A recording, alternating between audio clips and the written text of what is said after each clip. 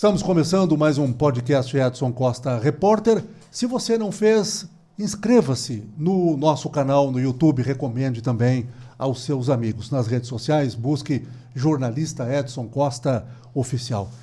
Estamos hoje tratando de um tema árido, mas absolutamente necessário, tendo em vista a preocupação reinante na cidade com relação às águas que estão descendo na direção da Barra do Rio Grande e, consequentemente, agravando o quadro nas zonas ribeirinhas da cidade. Há pouco tempo atrás, Rio Grande passou por um momento bastante difícil. E agora, numa outra circunstância, num outro desenho, mas a situação volta a preocupar. Estamos recebendo aqui duas pessoas que vão contribuir muito neste programa. Estamos recebendo o vice-prefeito da cidade do Rio Grande, que é o coordenador municipal de defesa civil, e também estamos recebendo aqui a presença do professor Glauber Gonçalves, que é do Comitê de Eventos Extremos da Universidade Federal do Rio Grande, e também tem funções altamente especializadas neste contexto, e a contribuição dele também, a exemplo do coordenador da Defesa Civil, será de grande valia neste momento, no sentido de alcançar a chamada orientação cidadã às pessoas da nossa comunidade. Renatinho, é assim como você é conhecido, eu vou tratá-lo assim. Bem-vindo, tudo bem? Boa noite, Edson, boa noite ao professor Glauber, uma alegria falar contigo. Estamos bem, um pouco preocupados, né? Em função do que tu colocas agora aqui, né? Rio Grande tem passado, né, nos últimos anos e por que não dizer de algumas décadas, sofrido muito com enchentes aqui na nossa cidade e também no nosso interior, né? Recentemente tivemos a de 2021, né, a de 2023, a de 2024, que foi realmente uma catástrofe em todo o estado do Rio Grande do Sul e, por que não dizer, na cidade do Rio Grande. Então, foi realmente uma cheia, né, que deixou aí os nossos cidadãos, cidadãs, né, muitos atingidos em função dessa grande cheia. E agora, com esses eventos extremos que vêm ocorrendo, né, mais periodicamente, né, Rio Grande também tem ficado muito preocupado e a gente tem feito as nossas reuniões na prefeitura, tenho participado da Defesa Civil da Crepidec, ali com o Coronel Facim, que é o nosso regional, né, de Pelotas, já estive em Porto Alegre, né, e nos valendo aqui também do professor e também o Montiel, que é uma pessoa bastante tempo na Defesa Civil. Estou dando uma estruturada na Defesa Civil, na nossa sede, né, com equipamentos, enfim, para enfrentar novamente agora uma cheia da lagoa em função do grande volume de chuvas que tem ocorrido nas cidades e especialmente nos rios no norte e do centro do estado do Rio Grande do Sul. E esses rios, obviamente, estão, como tu bem falaste, Edson, essa água levou um tempo, aí, praticamente 10 dias, e ela está chegando na nossa cidade também. Não trazer preocupação, mas sim alerta à nossa cidade, né, tanto no Canal Norte como também, né, por lado da Mangueira, as zonas ribeirinhas, como bem falaste, né, a nossa cidade terá agora, e o professor pode explicar bem, né, um pico, né, agora na madrugada de sábado e no domingo, onde hoje, se nós sairmos agora aqui no mercado municipal, andar por toda a cidade nova, ali na Mangueira, né, e do outro lado a gente vai ver que já está com água, porque na verdade deve estar nesse momento agora praticamente com 1,20. A cota da lagoa, ela é uma cota num nível de 80, né? Teve 1,08 m, 1,12 m, 1,15 m, e com isso já coloca a água em função da nossa cidade. É uma planície, é uma cidade que realmente foram sendo aterradas tanto de um lado como do outro, e as pessoas foram morando nessas áreas, e com a natureza devolve também, vem realmente né? Essa água ela tem que sair para algum lugar e com essas cheias agora no governo a gente já limpou bastante, fez bastante drenagem, limpou as bocas de lobos, limpamos tubulações, mas ainda foi insuficiente em função de muita coisa que desceu do Guaíba, né? Muito sedimento que chegou nessas tubulações, que chegou nessas galerias, e tanto que chove hoje não só Rio Grande, Pelotas e várias cidades que a gente conhece, onde chove um pouco mais de água, já toma conta da cidade, já fica. Isso tem um sentimento da população muito grande, das pessoas, e não poderia ser diferente, porque perderam as suas coisas, perderam muitas coisas. As pessoas já estão fragilizadas. Perfeito, é isso. Perfeito. Bom, não posso deixar de mencionar também que o professor Glauber Gonçalves, além de secretário de Planejamento do município, é doutor em sensoriamento remoto, né? E também doutor em ciências geodésicas. Como mestre no primeiro, doutor nesse segundo tema, tenho certeza que a sua contribuição vai ser muito importante nesse momento, sobretudo para dizer à população qual é o quadro instalado hoje na nossa cidade. Professor, bem-vindo, muito obrigado pela presença. Bom, Edson, primeiramente agradecer o convite, sempre um privilégio, um prazer muito grande poder comunicar com a população, poder comunicar especialmente dentro de um canal que a gente sabe que as pessoas vão tentar se informar cada vez melhor sobre esses eventos, né? Eu acho que é uma sucessão de quadros que nós viemos vivendo dentro desses últimos anos, que efetivamente demonstram que o nosso grau de preparação, de adaptação tem que aumentar muito, né?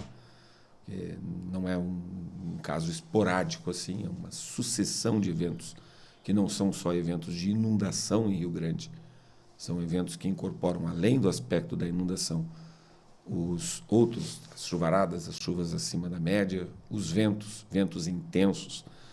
Com uma certa frequência, claro, o que é pior. Não, pelo menos 2, 3 eventos desses por ano. Eu até, quando vinha para cá, conversava com o Renato sobre isso, né? Sobre a questão de como que a Defesa Civil hoje, no Rio Grande do Sul, especialmente dentro de todas essas áreas que têm sido afetadas diretamente, como ela tem que estar num outro grau de profissionalismo, num outro grau de equipamento, num outro grau, numa outra estrutura de atendimento do que já se viveu em outros anos, em décadas passadas. Até porque a demanda é outra e é gigante. Exatamente isso. Então, inclusive, a questão que envolve as medidas profiláticas, as medidas de preparação, que têm que ser mantidas sempre ativas. Não é mais aquele caso de não é simplesmente, mas de estar preparado para atender ocasionalmente um evento ou outro que ocorre lá ao largo de anos. Não. Eles são sucessivos, eles são constantes, passaram a ser frequentes e de grande intensidade, todos eles. Então, Rio Grande, é óbvio que já a gente vai medir desde as últimas décadas. Acho que na virada do ano 2000 para cá a gente tem aí pelo menos 7 eventos de elevação do nível do estuário a ponto de atingir a cidade. Então, nós temos um problema que é um problema que envolve o ambiente, certo? Nós estamos encravados num estuário de um gigantesco corpo d'água doce, a Lagoa dos Patos, que drena uma área muito grande de todas as bacias daqueles rios que estão lá na região da Serra. Estamos falando de um contexto gigante. Sim, no estado todo. Não só no estado, a gente sabe que as pessoas já têm noção disso, isso é muito interessante, como nós começamos a nos apropriar sobre a informação do território. Então, a gente já sabe que assim, nós estamos drenando água que cai, chuva que está caindo no Uruguai, que é captado pela bacia da Lagoa Mirim, que descarrega através do canal de São Gonçalo e chega até nós. Então, qualquer chuva que a gente tem de maior intensidade, que atinge essa grande região aqui, dessa nossa área do litoral sul, Campanha, mesmo Serra do Rio Grande do Sul, centro do estado, vai drenar água para dentro da lagoa e só tem um lugar para essa água sair. São os moles da Barra do Rio Grande. Isso é uma estrutura incrível, construída há mais de 100 anos. Então, o que a gente pode dizer para a população? Efetivamente, ao longo de décadas e décadas, nós fomos ocupando áreas, entendendo que essas áreas não eram de os tão chamados alto aterramentos, né? risco. São os aterros dos baixios, né? A área que naturalmente o ambiente vai se apropriar nesses momentos. E dentro de longos períodos em que não se viam elevações mais intensas do corpo d'água, as pessoas se sentiram seguras para edificar ali. E eu não estou falando somente dos casos das ocupações irregulares, que é uma preocupação muito grande que a gente tem. Habitações de muito baixo nível, miséria habitacional, efetivamente, sobre áreas que estão dentro da lagoa, dentro do saco da mangueira, né? E que, nesses momentos, são as primeiras a serem atingidas. Mas nós temos áreas regulares também. Todas essas áreas, inclusive, são áreas do patrimônio da União, tu sabia? Lugares bonitos, Não, lugares aprazíveis, evidente. mas que, nesse momento, são os primeiros a São sofrerem os primeiros o revés, não é? E com alta frequência. Então, a gente dizia assim, esse evento vai ser um evento, já está se mostrando, mas provavelmente assim deve permanecer, à exceção de alguns dias aí que a coisa realmente pode vir a atingir uma área maior, mas na grande maioria dessa passagem, ela vai afetar a nossa cidade muito, muito menos do que foi o evento de 24. Pois é, e isso eu queria estabelecer, porque inevitavelmente as pessoas fazem comparações em tudo na vida. Isso é da característica humana, não é? Num comparativo com aquela situação climática das enchentes de 2024, esse quadro ele se assemelha do que diz respeito aos danos que possam ser provocados ainda à população de Rio Grande ou não? Não. É outra proporção. Outra proporção. A gente tem indicadores, assim, na parte técnica, mais a parte técnica e científica do evento, para entender assim, alguns números, né? Recentemente, no ponto de máxima elevação do Guaíba, nós estávamos tendo uma vazão do rio Guaíba para dentro da Lagoa dos Patos, numa ordem de 14 a 15 mil metros cúbicos por segundo. Sabe o que é um metro isso cúbico? Recentemente? Né? Recentemente, agora? Não, nesse evento. Nesse evento. Esse desse ano. Nesse ano. Então, tu imagina assim, uma caixa d'água de 1.000 litros. Caixa d'água de 1.000 litros, numa casa. Estão passando 15 mil dessas em um segundo. Pelo Guaíba, entrando na Lagoa dos Patos. Ano passado, nós chegamos a 32, 33 mil metros cúbicos. Mais do dobro do que a gente experimentou no máximo agora. Se eu pegar a máxima do ano passado, de maio, e a máxima desse ano, o ano passado é mais do dobro. Esse comparativo, professor, que o senhor faz... Isso é o volume de água que está chegando. É o que está chegando. É o que tá chegando. Mas ele não é tranquilizador. Não, pelo não seguinte, como todo sistema, hídrico complexo como é o nosso, tá?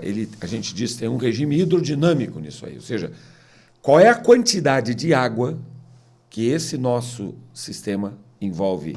Lagoa dos Patos, estuário da lagoa, que é aquele, vamos dizer, aquele funil que nos conecta ao oceano, aquela parte final da lagoa, mais ao sul da lagoa, e Oceano Atlântico, a nossa costa no Cassino. Então, é um sistema que se conecta e esse sistema tem vazões máximas que podem ser atingidas, dependendo muito da situação que envolve o nível da água no oceano, as marés astronômicas. Por mais que nós tenhamos regimes de maré, que a gente diz de micromaré, uma maré que não varia mais do que 30, 40 centímetros, mas é uma massa d'água gigantesca do oceano, subindo 30, 40 centímetros e bloqueando um pouco a saída da água. Depois a gente tem os ventos, que influenciam também o nível pior no deles oceano. é o vento sul? Para efeito do nível do oceano, sim. Sim. Para nós porque o vento sul, ele acaba produzindo aquilo que a gente chama de um efeito de maré meteorológica, quando ele sopra ao largo da costa. Tem a ver com o represamento. Lembra em maio, agora que nós vivemos, no dia 28 claro. de maio, aquele evento daquela ressaca? Vai olhar o vento que a gente teve. Nós tínhamos pista de vento enorme, vento soprando ao lago de mais de 150, 200 quilômetros da costa, ventos intensos do sudoeste. Isso empilha a água na costa, isso traz a elevação do nível do oceano na praia. E a gente viu a água onde? Dentro do cassino, não vimos? E vimos o quê? Vimos a água subir na lagoa e até chegar a entrar em alguns pontos mais baixos da cidade, sem ter chovido, sem ter encontrado as águas que estavam descendo, porque nem tinham ocorrido essas chuvas intensas do mês de junho. Então, só o efeito desse do vento já é suficiente para represar o volume natural que a lagoa despeja no oceano. Aí tu junta essas coisas, né? Tem um vento, eu tenho o nível do oceano e eu tenho a quantidade de água que está descendo. E não é só a água lá dos rios do norte, certo? Nós vivemos um cenário de elevação do nível da lagoa sem que a água do Jacuí tenha chegado, do Jacuí, do Guaíba tenha chegado ao Rio Grande. Por quê? Porque choveu muito na margem continental da Lagoa dos Patos. Então, os rios, ali o Arroio Velhaco, em Arambaré, subiu de ter carregado a passarela que atravessa o arroio, eles estão em obra na ponte. No ano passado, as chuvas encheram o Velhaco e carregaram a ponte. Aí eles botaram uma passarela provisória. Agora, a passarela foi levada para diante. O Arroio Velhaco está jogando muita água para dentro da lagoa. O Camaquã está cheio, jogando água. Depois tu vai ver o São Lourenço está cheio. O Arroio Grande, ali em Turuçu, está grande. O nível do São Gonçalo, medido no Porto, ele chegou a subir 56 centímetros na semana passada. Então, todos muita esses, coisa isso, né, professor? É muita esses coisa. rios e arroios todos estão jogando água para dentro da lagoa antes do Guaíba. Agora nós vamos começar a receber, provavelmente entre hoje e amanhã, a água do Guaíba. Neste sábado, portanto, a situação tende a se agravar? É isso? É isso. Sábado e domingo? Na madrugada de sábado para domingo, a gente deve ter um pico de água aqui em Rio Grande que deve ser o maior que a gente experimentou até agora. O senhor está falando em que... Nesse período. Neste período. Agora, assim, ó, a gente vai falar um pouquinho de números. Vocês podemos falar de números? Não, mas é importante para as pessoas se situarem. As pessoas se situarem, assim, ó. Depois eu quero conversar com o Renatinho a respeito da situação das nossas ilhas. Perfeito. As ilhas é um... Ele estava falando agora Exato. Estava falando agora só nos ventos, né? O sul represa realmente ali na saída. Já para o pescador, na Toritama, ele diz, o vento sul, ele ajuda a secar a ilha. Em que pega o nordeste, que a ilha fica de frente, Sim. Atira a água para dentro da ilha. Não sei se... Pois então, é. Os antigos dizem isso. São os aspectos né? De sazonalidade também, né, professor? Assim, ó, o vento, o comportamento do vento para nós, o pescador sabe melhor do que ninguém, né? Eles leem o comportamento da lagoa em função do vento, inclusive para o sucesso das operações de pesca, para a segurança. O conhecimento é profundo. Não tem como, né? Mas o efeito do vento local é um. Esse efeito do vento ao largo é outro. E esses efeitos, eles podem se somar, certo? E eles podem, com isso, produzir, maximizar a influência, o impacto desses fenômenos. É aquilo que, por exemplo, eu posso ter um vento muito forte do sudoeste, na costa, lá no oceano, lá dentro. Eu não estou nem vendo esse vento. Na cidade não está aquele vento enorme. E eu estou com a praia cheia, batendo nas dunas. Porque o vento ao largo do oceano influencia o nível do mar. Já o vento soprando sobre a cidade, que é esse que o Renatinho se refere, ele é capaz de, por um efeito de fricção, ir empurrando a água da lagoa superficialmente para o outro lado. E a gente chega a medir desníveis de 20 a 30 centímetros produzido por esse fenômeno. O vento local, o vento que está empurrando a lagoa diretamente sobre a água da lagoa. Professor, eu preciso perguntar, Sim. É inevitável, quanto tempo este fenômeno que nós estamos vivenciando hoje, ele tende a durar? Ele tende a ser um evento bastante longo, tá? O que significa isso, bastante longo? Significa dizer assim, ó, nós temos a vantagem que nós temos de estar na posição geográfica que nós estamos é que nós podemos olhar todos os nossos parceiros, os nossos colegas, os nossos gaúchos que estão mais ao norte. Então, a subida do rio Guaíba, ele se dá entre dia 17 e 18. Aí eu vou lá e vejo o comportamento do Guaíba hoje. Então eu tenho lá 10 dias do rio Guaíba alto, produzido pelas águas das chuvas da serra. Essa água não chegou ainda em Rio Grande, está chegando agora. A água da cota de inundação, inclusive. Cota de inundação do Guaíba. Do Guaíba. Então, assim, ó, se eu tenho 10 dias o Guaíba cheio e somente agora a água do Guaíba está chegando em Rio Grande, eu vou ter 10 dias em Para Rio frente. Grande, daqui, desse período, da proximidade desse fim de semana, desse sábado, dia 28, né, domingo, dia 29, nós vamos ter desses dias 28, pelo menos 10 dias desse nível da lagoa no estágio que ele está. E aí tu vai olhar e Mas vai dizer pode assim, oscilar, Glauber? professor? Pode oscilar. Vai oscilar. É muito importante entender assim que o nosso regime em Rio Grande ele também é diferente do regime hidrodinâmico do Rio Guaíba. No Guaíba tu vê o nível subir e permanecer alto durante dias. Depois que ele esvazia, porque a água que tinha que escoar de toda a bacia escoou, ele volta ao seu nível normal e estabiliza. Historicamente foi assim, É assim, né? aqui em Rio Grande não. Não, aqui não. Aqui todos os dias, praticamente, nós vivemos um fenômeno associado ao efeito de maré. Todos os dias o nível vai subir um pouco, até a madrugada. Depois ele desce até amanhã. O amanhecer do O dia que nós seguinte. vimos no No ano outro passado, por vai se exemplo, repetir. na Estamos questão das vivendo enchentes. ainda agora. Então, se a gente for olhar o dia de ontem, nós tivemos a cota máxima sendo atingida ali por volta da 1 da manhã, batendo em torno de 1,15 m, e hoje de manhã a gente estava com 78 centímetros. Então, ele baixou 40 centímetros numa madrugada. Pelas as percorridas que a gente faz com a Defesa Civil nessas zonas ribeirinhas. Cidade Nova é um exemplo, né?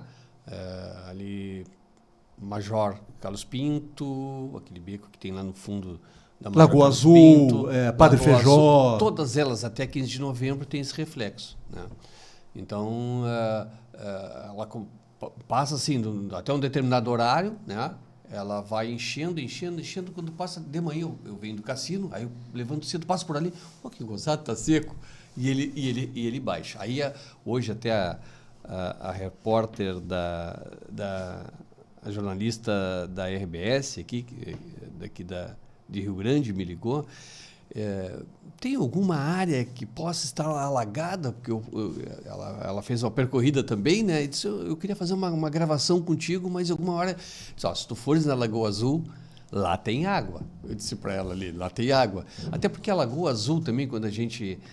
É que ali é um problema histórico, né? Perfeito. O Edson foi vereador há muitos anos, é um excelente profissional da área da comunicação também, tem essa percepção, porque ali foi uma chácara. Sim. Que foi vendido os lotes de terrenos, enfim, quando foram fazer, né, a terraplanagem, fazer realmente a rua, ela ficou a rua abaixo do nível da lagoa, né? Então ela está sempre com problema. Eu, né, também fui vereador há muitos anos ali, sempre, lá 30 anos atrás, né, quase 40 anos atrás, aquilo é histórico. Tanto que as pessoas têm colocado ali as suas casas à venda, não conseguem vender, então realmente é muito difícil. Então é algo que a gente precisa também, né, tomar uma...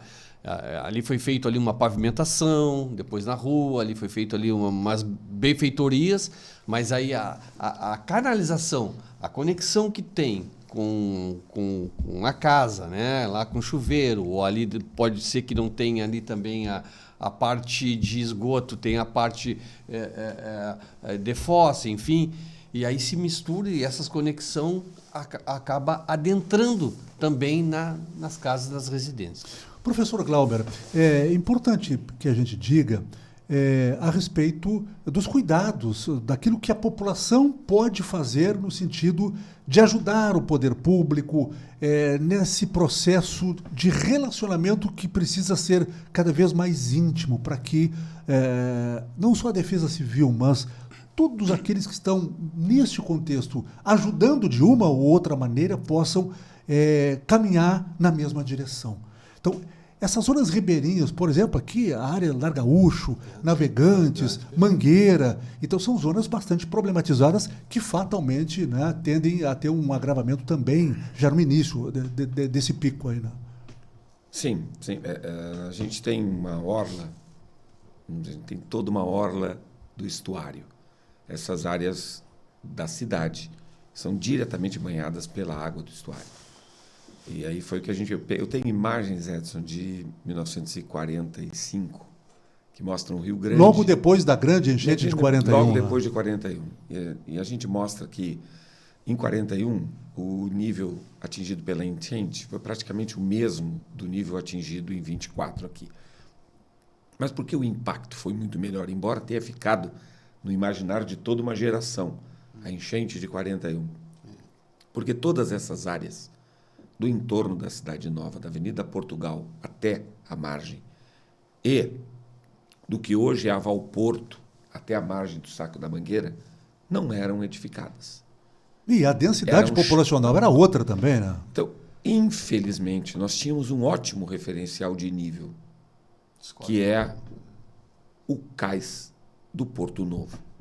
Então, os franceses, quando vieram para cá, eles estudaram pormenorizadamente, por mais de 10 anos, o comportamento do nível do estuário da Lagoa dos Patos. E eles eram visionários, né? Para a época. Antes da construção dos moles, hein? Antes da construção dos moles. E eles definiram cotas de segurança para construir esse porto, que mesmo com esses eventos de enchente extrema, o Porto do Rio Grande, a gente assessora Portos RS nesse processo também, o Porto de Rio Grande, ele nunca esteve com 1 metro quadrado da sua área operacional inundada. Então, em Rio Grande, nós tínhamos esse privilégio de saber que nível era seguro construir. Mas isso se perdeu, especialmente depois da década de 70, né? Quando realmente a densidade, a ocupação, e nós perdemos o controle sobre a ocupação dessas áreas. E eram áreas que tinham aquele caráter, né, de áreas, são áreas pertencentes ao poder público, todas elas. São áreas da União, são áreas de marinha, apropriadas de marinha. Todas essas áreas apropriadas de marinha, elas estão no limite desta cota de inundação normal. E o que deve acontecer nos próximos dias? Subir. É inevitável, né? É inevitável. E aí, o que a gente vai dizer? Quais são as nossas alternativas? Não existe uma solução miraculosa ou uma solução mirabolante que o cara vai resolver o problema da cidade. Não existe isso. A gente tem um conjunto de soluções que tem que ser aplicada. Eu diria hoje para qualquer cidadão, não edifica na faixa de inundação. Não edifica. Ah, mas é fácil falar, a pessoa não tem aonde morar. Tem uma oportunidade do Estamos terreninho. falando de risco, sobretudo. Risco é óbvio. Iminente. É óbvio que vai acontecer, a pessoa vai ficar debaixo d'água. Bom, e quem já está lá? Quem já está lá, a gente tem que analisar a condição. Dia após dia. Depois de 3 eventos extremos sucessivos, com as pessoas terem ficado debaixo d'água, se isso não é indicador para ti de que alguma coisa tem que ser feita eminentemente, nada mais é. Aí nós temos que partir para projetos estruturantes, que tu sabe que não são projetos... Aí é de médio e longo prazo. Né? Mas tem nós que ter estamos falando projeto, deste certo, evento Edson? agora, né, A professor? minha preocupação hoje é o seguinte: eu acho que para alguma coisa ser feita, primeiro tu precisa querer fazer. E tens que transformar esse teu querer fazer num plano de ação. E isso tu tens que ter projeto, antes de mais nada. Que soluções aplicar? Então eu tenho segmentos da cidade que têm que ser protegidos. Tenho populações que têm que ser realocadas para locais seguros. O que é um processo muitas vezes traumático. É um processo longo, traumático, discutível.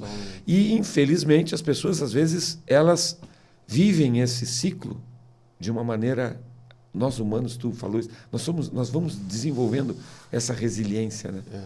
Bom, pessoal da Torotama. Sim, pois é, eu pensou? quero chegar no pessoal das ilhas, não é? No pessoal das ilhas é interessante. Como é que é essa relação que eles têm com a água e com o território? Então, vamos dizer, mesmo sob essas circunstâncias, a gente verifica assim, aquele sentimento de pertencimento que as pessoas têm àquela terra, que mesmo sob essas circunstâncias, tu conversa com eles depois da passagem do evento e as pessoas querem ficar lá.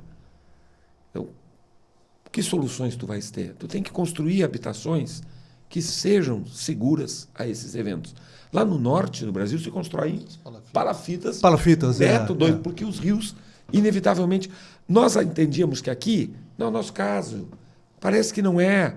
Porque aqui, quando sobe, sobe uma vez a cada 10 anos. Não é mais. Não é mais. Bom, é uma vez a cada ano. Eu quero agregar nessa conversa o sentimento de alguém que é oriundo, por exemplo, da Ilha da Torotama. Sim, perfeito. Né? Que é o Renatinho. Nessas andanças nos últimos dias, hoje é sábado, ontem vocês andaram em várias zonas da cidade. Sim. Qual é o sentimento deles neste momento, tendo em vista que a Defesa Civil, a municipalidade, enfim, é um conjunto de forças trabalhando no sentido até de alocar pessoas em alguns abrigos. Qual é a situação hoje no território municipal? Perfeito, Edson. Na Turutama, os moradores, eu vim com 5 anos de idade lá, meu pai era pescador, o Nedir foi vereador com a gente muitos anos. O Nedir Dias Deus, grande figura. Falava sempre também na proteção daquela praia, né? E isto eu me lembro de cerca de mais de 20 anos atrás, bem mais, né? Então todos eles ali que são de lá sempre defenderam, né, para fazer essa proteção. E hoje eu como criança, na época lá, com 12 anos, né, me lembro, né, a gente chama de vendas, né? A salga do Nedir, que se dizia, era 200 metros para dentro, né, daquela praia. Tinha realmente a estrada da praia, que a gente dizia, né, a gente passava de carro, e aí o Nedir fez uma salga de alvenaria e a água chegou ali também. Aquela salga dele está praticamente abandonada porque chegou ali, né? O que então, lá no início parecia impossível. Isto aconteceu, né? Eles já sofreram muitas enchentes, né? Desde de 41 para cá foram muitas delas, né? Então tem assim um sentimento, né, muito grande sobre isso, um medo muito grande, né, sobre isto. E na enchente de 24 eles ficaram ali no Arraial e também na Quitéria. Nós agora estamos preparando e amanhã estará, falamos com o Flávio Santos, tu és dos Corredores Mendonça, do Povo Novo. Sim, Povo Novo, Povo Novo, né? Oriundo do Povo Novo, do pesqueiro. E ali no Salão Paroquial, então, estamos preparando ali um abrigo para a Turutama, o interior, no Povo Novo. Estamos também aqui, né, preparando um outro abrigo, né, aqui na Escola França Pinto, um abrigo também para ali na Igreja do Salvador, né, foi cedido aquele espaço ali, inclusive para atípicos ali.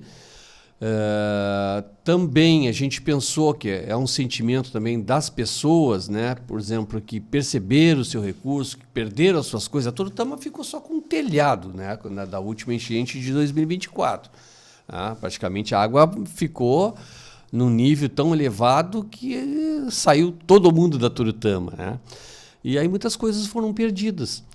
E essas pessoas, então, a gente pensou também, né, e estamos colocando à disposição, tem um conselho, já falei com o Exército, né, já fizemos contato com a Marinha, com os bombeiros, né, com apoio também das secretarias operacionais, também não só, também das pessoas que queiram ir para parentes, ir também para esses abrigos. Estamos também a pedir para a Rosana tratar também com a universidade. E a Escola Ernesto Bucos, de nós etiquetarmos ali e colocar, né, quem quiser levar ali, né, o seu fogão, a sua geladeira, né, o seu móvel, a gente também fazer a remoção desses móveis. Pode ser que isso não venha a ocorrer, mas o professor aqui e a ciência está dizendo que vai chegar, não vai chegar naquele nível ali, né? Mas para resguardo, a gente está trabalhando, né, com isso, né, Não nessa haverá linha. problemas para o resgate de pessoas e de animais também? Também, né?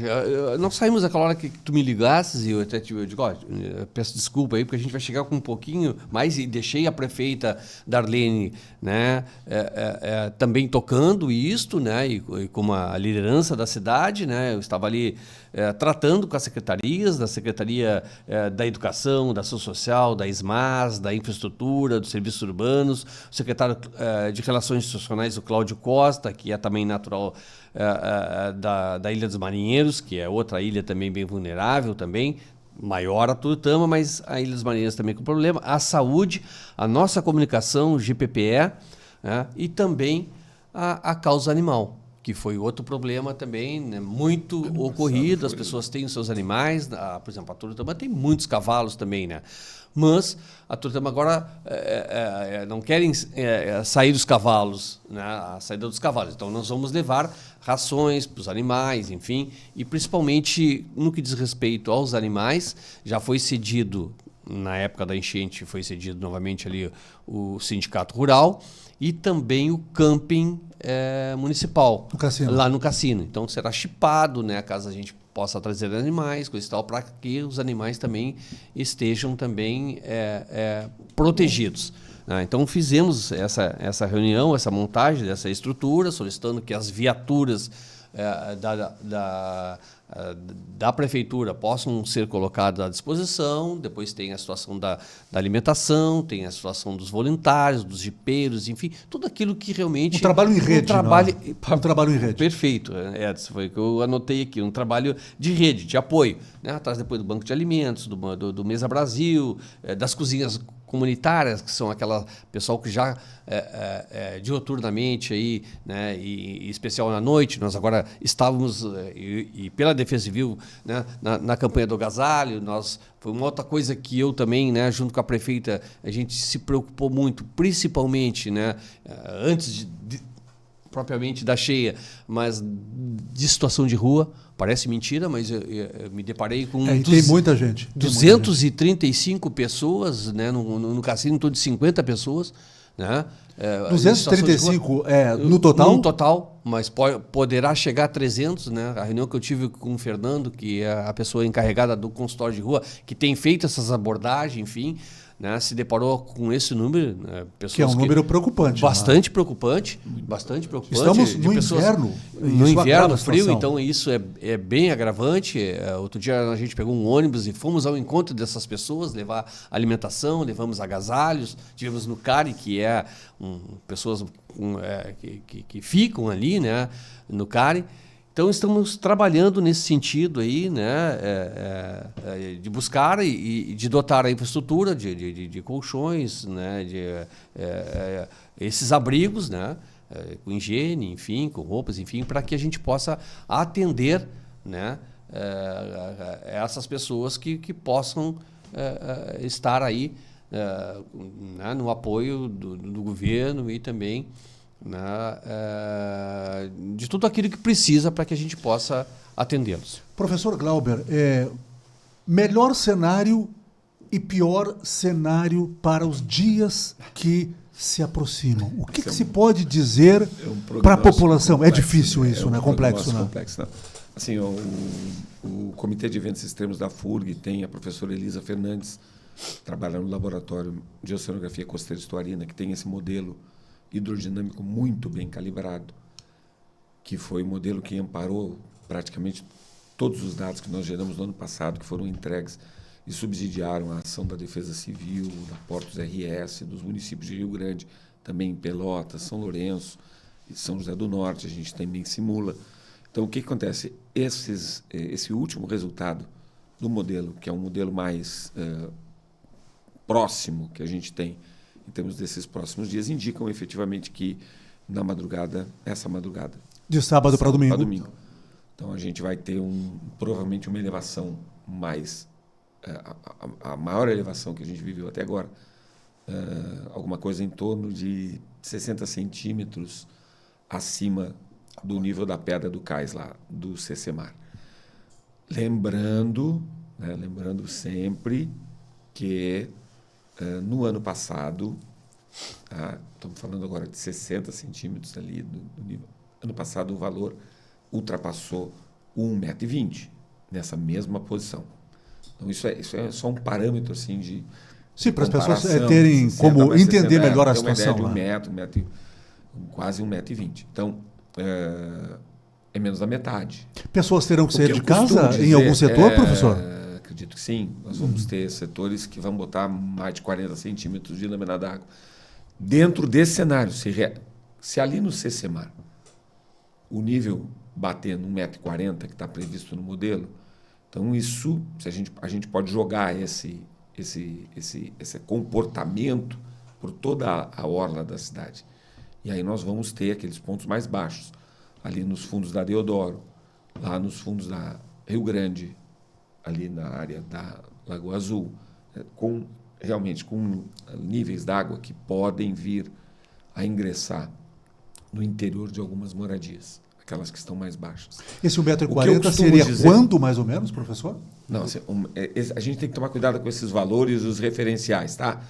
O 1,40 m seria um nível que o estuário vai ficar, a água do estuário fica acima do nível médio do mar arbitrado, vamos dizer, considerado como referência para toda a costa brasileira. Eu estou usando esse referencial a partir desse momento, do ano passado, a gente já fez esse ajuste, porque agora nós medimos o nível em toda a lagoa. Nós temos medidores de nível na lagoa, lá em Arambaré, em São Lourenço, tem Pelotas, Rio Grande, em São José do Norte, nós tivemos um colapso do sistema no dia 28, estamos tentando reinstalar. Então, esses medidores de nível espalhados pela borda da lagoa, eles têm que medir valores coerentes e acoplados para mim entender. Por exemplo, antes de vir para cá, a gente estava consultando, eu vi aqui em São Lourenço do Sul, o nível estava 1,42 m e aqui estava 1,02 m. Então, significa dizer que o nível da lagoa em São Lourenço está 40 centímetros acima do nível de Rio Grande. Isso ajuda a melhorar os nossos prognósticos.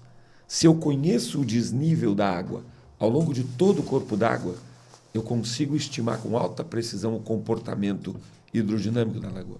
Bom, eu entro com importante. os campos de vento, entro com os dados de nível do mar, tudo isso vai sendo ingressado nesse modelo que a professora Elisa tem. Porque quando se Me dá fala... um nível, eu jogo na cidade. Entendo. Mostro quais são os pontos da cidade que vão ficar submersos. Eu queria dizer uma coisa assim, ó. A gente tem ciência e é importante que a população saiba. Quando a gente diz assim, ó, este vai ser um evento de bem menor, a proporção bem menor do que o que a gente viveu em 2024. Mas eu tenho ciência de que para as pessoas que vão ficar com seus imóveis sob lâmina d'água, ele é da mesma proporção. É só mais uma repetição de um quadro que não só produz trauma nas pessoas. Em seguida, então, eu quero voltar... Isso é uma questão que tem que ser citada, né? Não, porque perfeito. parece que a gente fica dizendo, não, vai ser um evento menos importante. Não, para as pessoas que estão na borda, vai ser um evento tão importante o aspecto outro. do sentimento das pessoas. Do sentimento. Então, claro, a gente claro. quer aproveitar a oportunidade para que as pessoas levantem realmente. Levantem os seus móveis, né? Aqueles que desejam ir para outros parentes, né? Mais seguros que possam ir também. Né?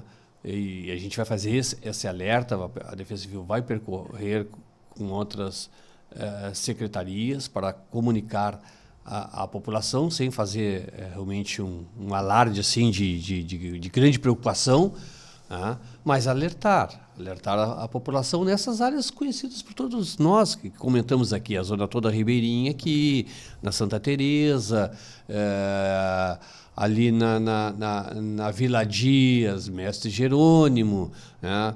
O Edson falou agora recentemente, Lar Gaúcho, Navegantes, tem uma rua no Navegantes ali, que ela agora bem na hora me fugiu o nome dela ali, na Navegantes, que é da... Tem perto da Hernani Fornari, por ali, não? Que tem, toda vez que chove, né, tem famílias ali que são atingidas ali, com a chuva. Agora imagina com a cheia. Dom Bosquinho, um problema também ali adiante, né? Dom Bosquinho, né? Muito encravada ali naquele setor. Né? Toda ela muito baixa. Muito baixa. Tem um ponto da arquibancada que chega ali até o Cipriano e também mais para trás, né, lá na São Miguel, nós chegamos então, outros pescadores, enfim, que até muitos oriundos da Turutama também, Sim. na Alberto Torres. Alberto Torres. Lá também ela fica muito perto ali, né? Almirante Tamandaré. Almirante Tamandaré, a Roda-Feira, a famosa Roda-Feira. Isso, então aquela ali também sofreu com as enchentes. A cota de inundação do Guaíba é 3,60. Eu até agora vou me valer também do professor, que é algo que a gente não comentou aqui, e lembro que nessa enchente, a grande enchente de 24, do ano passado, ela ultrapassou aquela cota ali, foi, eu acho que mais de 5, até 5, né? Digamos, né? Então, nenhum momento agora, e aí eu acho que é oportuno, e até porque eu não cheguei a falar isso na nossa reunião, que a gente estava ali com a prefeita Darlene e com as demais secretarias operacionais, enfim, né? Ela chegou, nenhum momento antes agora de nós apontarmos isso, alcançou a cota do Guaíba, que é 3,60. Começou a 2 e pouco, foi indo, chegou a 2,90, chegou a 3, chegou a 3,28, chegou a 3,43. E eu não saberia agora quem poderia nos ajudar, seria o professor, para saber isso. Tamanha a diferença também que foi, né? O outro ultrapassou uma cota, como choveu também, né? Choveu em uma rapidez, assim, muito tempo, assim, em torno de 1.500 milímetros. Dessa vez agora também chegou a 800, que não é pouca coisa, como o senhor estava explicando. Então, toda essa conjuntura, né, desse acumulado realmente preocupa, como preocupa outras cidades. A cidade de Pelotas, a cidade de São Lourenço, a cidade de Arambaré e outras tantas cidades. Tanto que a gente está buscando, além disso, eu até quero agradecer a Câmara, mas o que a gente procurou? Já Pelotas e até o governo do estado, né? O governador foi também prefeito de Pelotas, como a Paula também foi prefeito de Pelotas. Pelotas já ficou apto, aprovou um fundo, porque tu tem o fundo do FUNRIGS, ou seja, o governo federal repassou em torno de mais de 6 bilhões ao governo do estado, e o governo do estado, né, está repassando também boa parte desse recurso para cidades que tiverem os seus fundos, né, ele é específico ali para 6 ou 7 itens, que é para drenagem, para diques, para uma série de coisas, né, que possa realmente a gente dotar, né? E o que eu fiz também, né? Nós ali, e através, quero aqui citar também a Carla, minha chefe de gabinete, que é uma excelente gestora, já me acompanhou da outra vez que eu tinha sido vice também, e agora novamente. Ela está sempre focada, e sempre na volta aqui também do Glauber, do professor. E nós, então, né, Pelotas aprovou e o governador destinou 50 milhões, né, para Pelotas. Então, eu me adiantei, o secretário nacional também, nacional da Defesa Civil, estava em Pelotas, junto com o prefeito Marrone, e eu me desloquei, então, com o secretário de Infraestrutura, o secretário Espotorno, né? O Dirceu fez uma série de levantamentos, uma das coisas é esse trabalho, mas uma das coisas que é muito preocupante também, e a natureza devolve isso, é a situação do lixo. Nós precisamos também, né? O município gasta em torno de 38 milhões, né, por ano para fazer o recolhimento do lixo. Nas diferentes etapas, diferentes... né? Perfeito. Então, fizemos essa reunião, então tanto a Secretaria de Serviços Urbanos como a Secretaria de Infraestrutura, né, elaboraram os seus projetos. Eu também hoje eu me valho de uma viatura, que é a mesma que trabalhou inclusive na enchente, enfim, da Defesa Civil, de outras, né? Hoje eu peguei uma doação da Patran de um bote, né? Então, pô, é bem-vindo, né? Assinei um termo de compromisso ali, né? Junto com os meus agentes, enfim, para que a gente possa também, né? Compramos emergencial ali alguns equipamentos para que a gente possa, não só da Defesa Civil, os agentes, mas outros servidores e pessoas que possam nos apoiar nesse sentido. Então, o que nós fizemos também? Pelotas recebeu esse fundo, estava ali com o secretário nacional da Defesa Civil, elaboramos um projeto também e encaminhamos à Câmara. Falei com o presidente Rovan, né, o presidente chame aqui os seus vereadores, aqui não tem A, não tem B, não tem partido, aqui é a cidade do Rio Grande que precisa criar esse fundo e foi assim aprovado por 15 votos, nenhum voto contrário daqueles que estavam presentes, onde foi criado o Fundo Municipal da Reconstrução do município do Rio Grande. Que é importante. Que é muito importante. Para todos os momentos, né? Perfeito, não só também, né, desse recurso do governo estadual, que a gente agora estará apto a receber recurso para, né, trabalhar bastante, né, nesse sentido, mas também até de outros organismos também nacionais e até internacionais também nesse fundo. Paulo Renato Matos Gomes, coordenador municipal de Defesa Civil, quero agradecer aqui a presença nesse momento crucial para a população do Rio Grande. Um recado final, fique à vontade.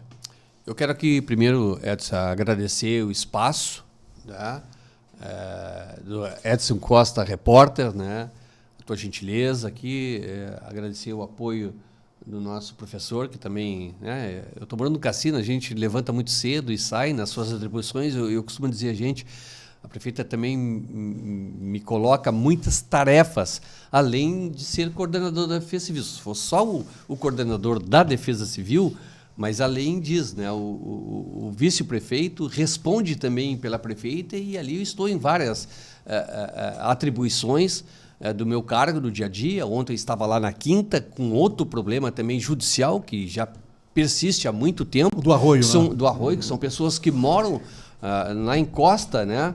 São 39 lotes de pessoas que estão ali em APP e aqueles outros que estão também dentro da linha da APP, mas a Justiça já determinou, o Poder Judiciário, para retirar essas pessoas. Nós estamos com uma área na Quintinha, na Minha Casa Minha Vida, para construir, mas não é fácil. Ontem fomos lá, no Salão Paroquial da Vila da Quinta, conversar, né, dialogar com essas pessoas para oferecer essa estrutura e essas casas, né? Quem ganha até R$ 2.800, né? Mas não é fácil, tem pessoas que não querem sair, né? Estão há muito tempo. Nós limpamos o leito depois de muitos anos, acho que depois de 40 anos, né? Eu consegui um recurso pela Defesa Civil e a Secretaria de Defesa com maquinário pesado fez a limpeza do Arroio, que já melhorou bastante o escoamento, porque aquelas pessoas também estão em risco.